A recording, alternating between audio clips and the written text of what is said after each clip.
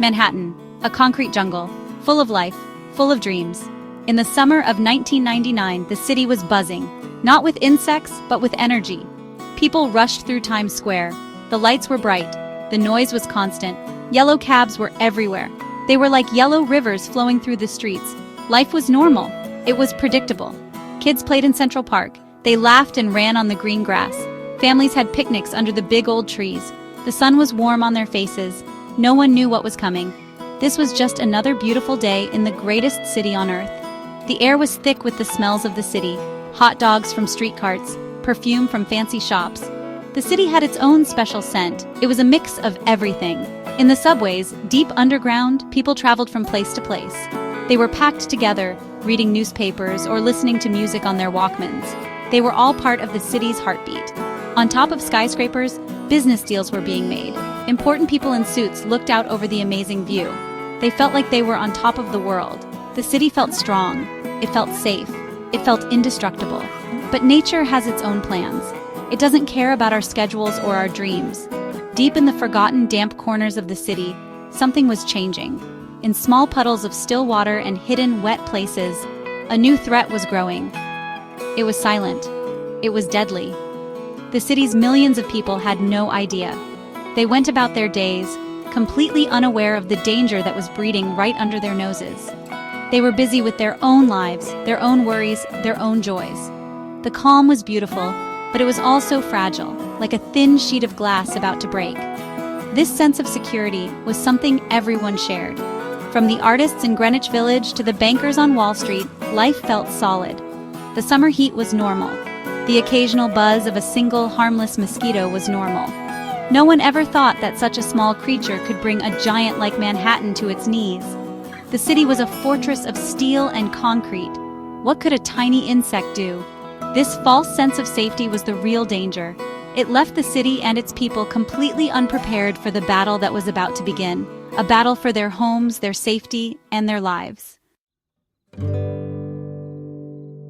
Then, it happened. It started slowly at first, a few more bites than usual, an annoying buzz that wouldn't go away. But then, the numbers grew. Fast. It was an invasion. Thousands, then millions of dark, aggressive mosquitoes filled the air. They were not ordinary mosquitoes. These were bigger, faster, and carried a dangerous fever. They swarmed in thick black clouds that blotted out the summer sun. The buzzing was no longer a simple annoyance. It was a deafening roar. It was the sound of a city under attack. The concrete jungle had a new, terrifying predator. People's reactions were a mix of panic and disbelief. At first, they swatted and sprayed, thinking it was just a strange fluke. But the swarms were relentless. They came through open windows. They filled the subways. They covered the parks. Panic set in. People ran. They screamed. The busy streets of Manhattan, normally full of confident crowds, became scenes of chaos. People tried to escape the city, creating massive traffic jams on the bridges and in the tunnels. But the mosquitoes were everywhere.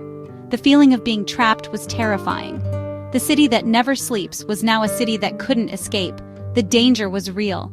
The bites from these mosquitoes caused a high fever and a painful sickness. Hospitals quickly became overwhelmed. The emergency rooms were full of people suffering from the bites. Some were not strong enough to fight the illness. The city saw tragedy. It was a terrible time. Friends and families were hurt. The city's famous energy was replaced by fear. The vibrant streets became quiet and empty, except for the terrible sound of the buzzing swarms. Manhattan, the symbol of human strength, was being defeated by a tiny insect. Its people were vulnerable. The city's leaders had to act. They declared a state of emergency. They told everyone to stay indoors, to seal their windows and doors. The once bustling metropolis became a ghost town. The silence was heavy. Behind closed doors, families huddled together, listening to the news on their radios and televisions. They listened to the constant, menacing buzz from outside. The fear was a poison, just like the one the mosquitoes carried. The city was holding its breath, waiting for a hero, waiting for someone to fight back against the winged nightmare that had taken over their home. When all hope seemed lost, a new team arrived. They were not soldiers with guns. They were the city's bug exterminators. But these were the best of the best. A special team of brave men and women. They wore thick white protective suits and masks. They looked like astronauts stepping into a hostile new world. Their weapons were not rifles, but powerful sprayers filled with a special formula designed to fight this deadly swarm. They were the city's last line of defense. Their mission was dangerous. They had to walk into the heart of the swarm and take back the city, block by block. Their work was incredibly hard and dangerous. They moved through the empty streets in organized teams. The buzzing of the mosquitoes was all around them. The black clouds of insects would attack them, trying to find a way through their protective gear. The exterminators had to be brave. They had to be focused.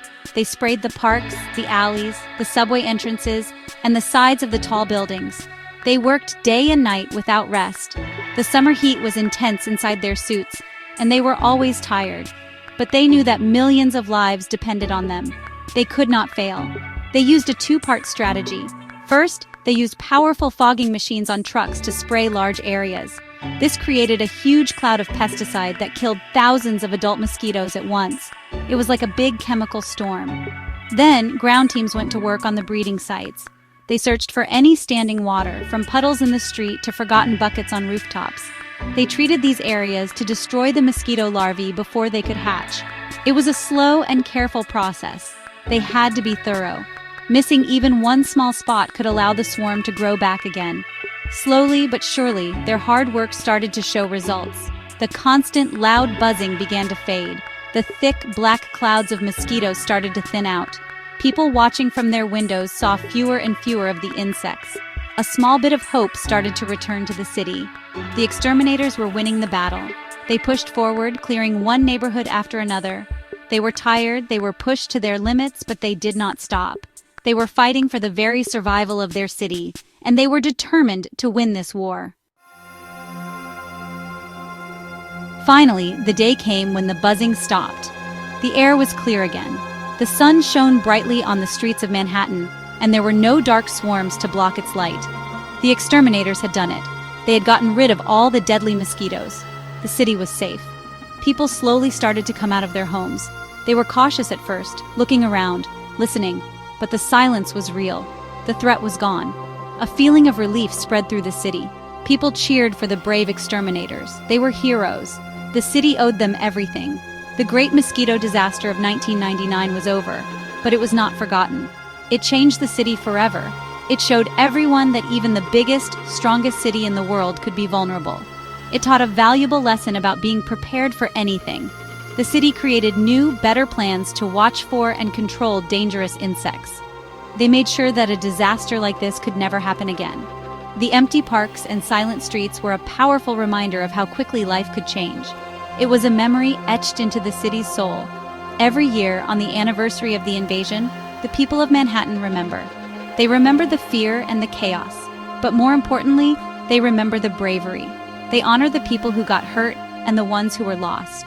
They celebrate the heroes, the exterminators who walked into the storm to save them all.